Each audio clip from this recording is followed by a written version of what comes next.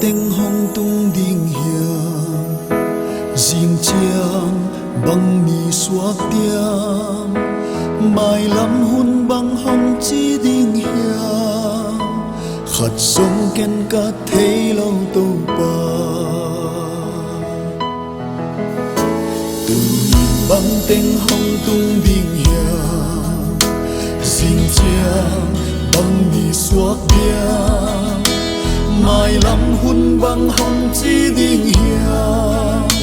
khát sông ken cả thấy lâu tàu ba mang con muang đi con muang về tàu ba bằng tình hồng tung sông nắng con muang hi nắng con muang hi con muang về tàu ba bằng tình hồng tung sông nắng con muang về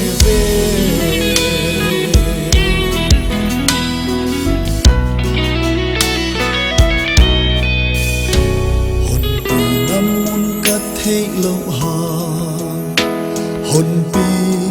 ba kiền thấy in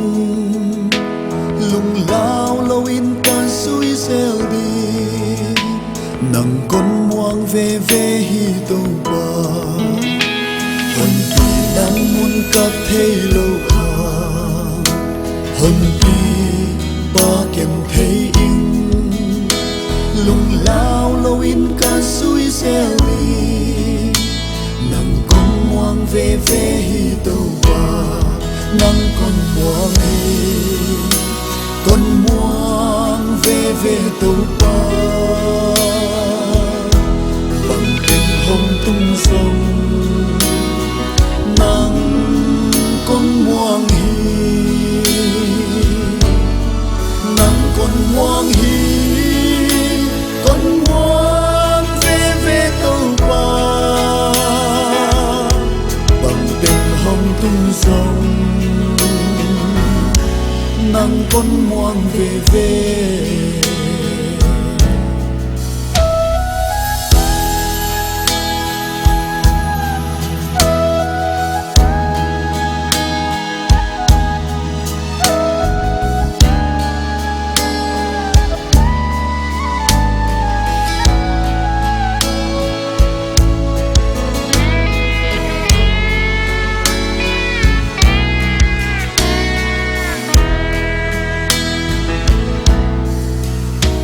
nộp hiam đã hiam cắt tua đình về